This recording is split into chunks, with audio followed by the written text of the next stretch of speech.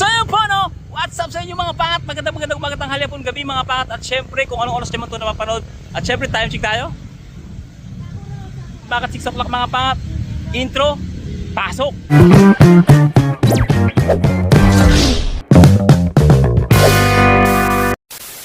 Tatay ko. Ano tay? Labas. Tara. Labas kami. Ba, hindi yung dalawa. Sama sila? Labas tayo.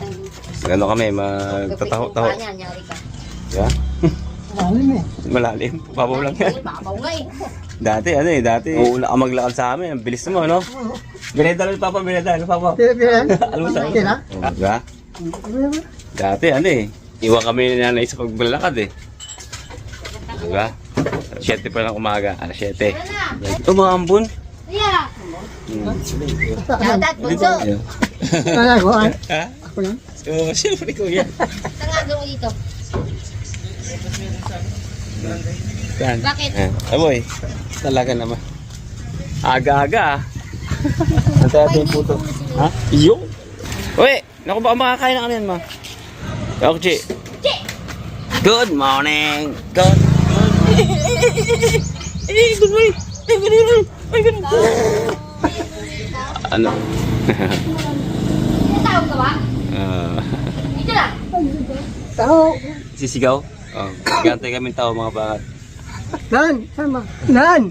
Matanggal mo umuwi. Sama siya. Saan ba siya? Hindi ko nakita. Di mo nakita? Di mo nakita? Diyan kayo malamig. Dan. Ito ba yun? Ano yan? Walang tao yan. Andyan ka nga eh oh. Dan. Get out.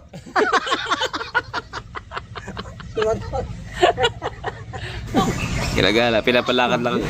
Oh, may sakin ha. Oh, yun oh. Diyan kami mga pangato yung taas namin. Marunong. Alam na niya. Hindi ka Ay, dito muna kami ha. May kukunin na kami, babalik agad. Naglalakad ang magtatay. Anak naming Acho. Yung isa takot eh, no?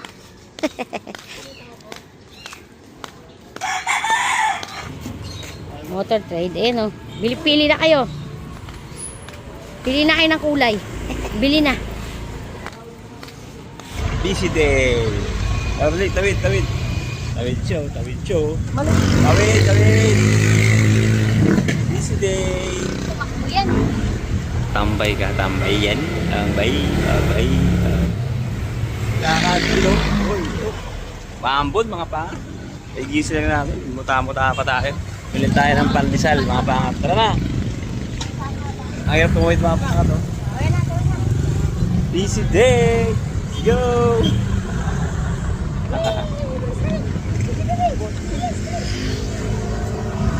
Maambon. Wrong timing naman.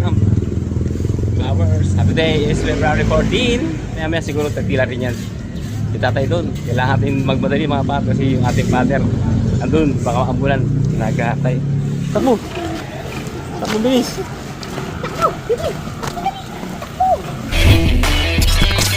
So yan mga pangat, meron ditong kalakal. Ayan o. Pakita mo yung kalakal. Pero bago niya makuha yung kalakal mga pangat, kailangan malalam muna sa akin sa vaccine.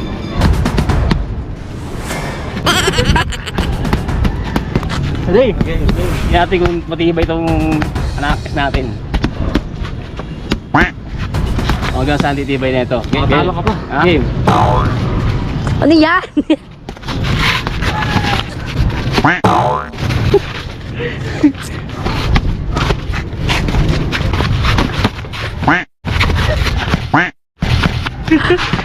Oh, ano?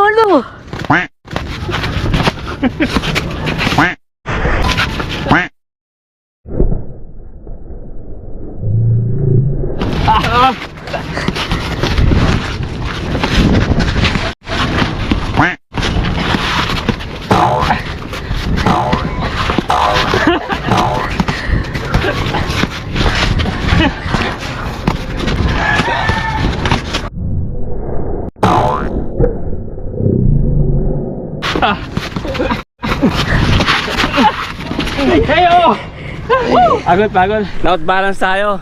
Siyempre mga pangat, yung dalawa naman si Bunso tsaka si Bigote versus Bunso. Game, game, game. Wow. Pair! Oh! Yan! Oh! Galingan mo! Yeah!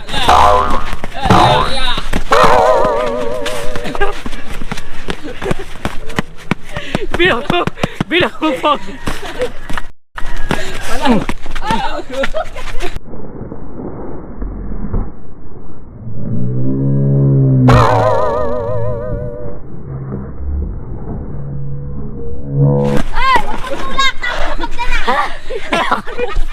Napagod!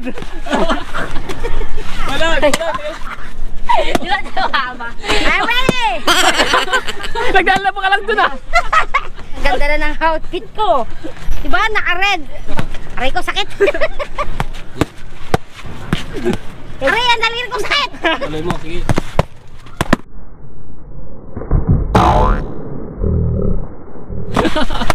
Meron pang nalay. So, ready na oh. Ayan si Mama, yan. Ganda ba naman ang damit ko ngayon? Mayroon? No. Ready. Go!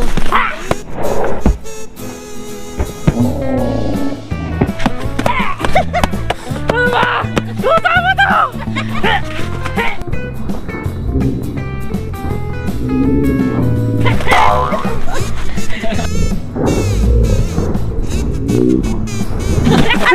Oh, yung puso ko!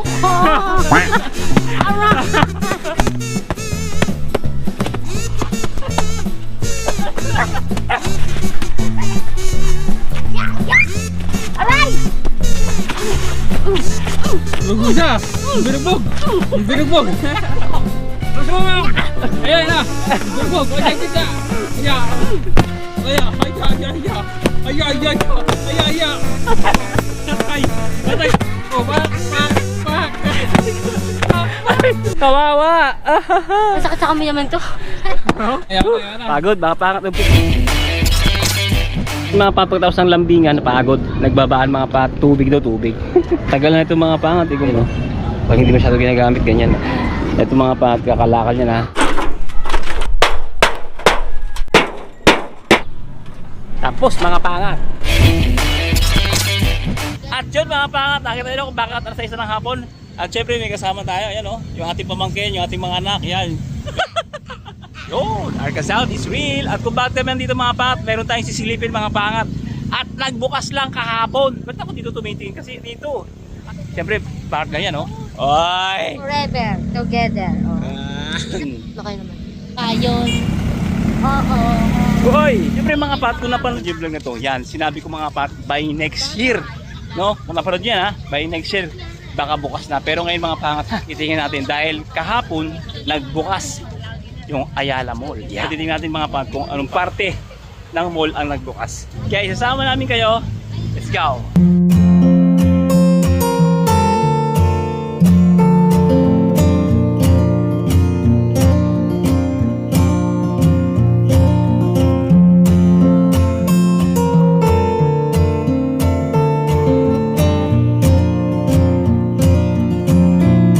Daming tao mga pangat, pambira. Ganito pala pagkahapon na, ang daming tao.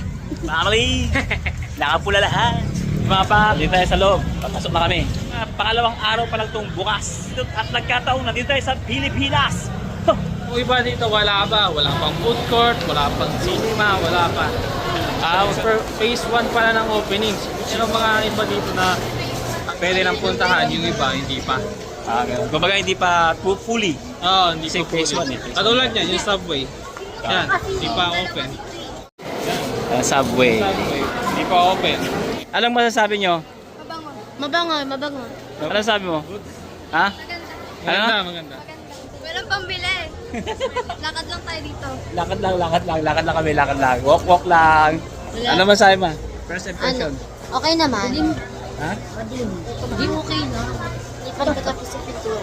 Kaya madilim kay mama. Pero pagtapos na, liwanag siya. Malawak. Ayun o. At may stage pa doon mga pak. At mga pak, meron palang soccer dito. Lupit ng Arca South, no? Parang nasa ibang bansa, may soccer field. Yan, no?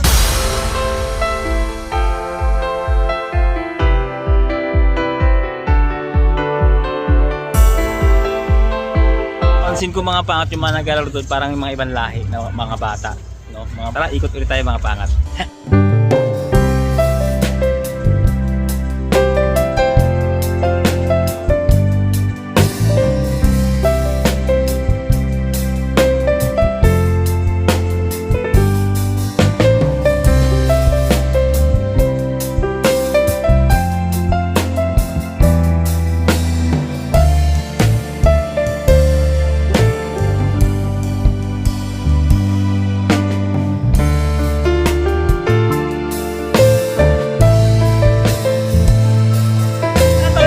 Chempo ka pa?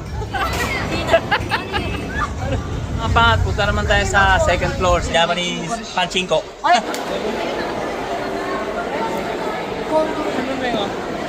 Si ano? Oo. Diyan pa lang yan?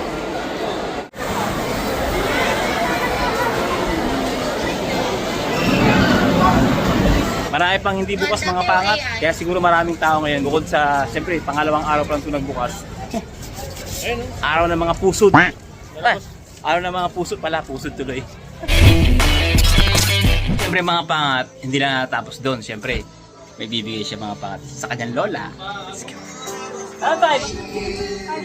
Araw ng mga puso. Siyempre, may bibigay si Apo. Ano? Para kay? Flower, kay Lola.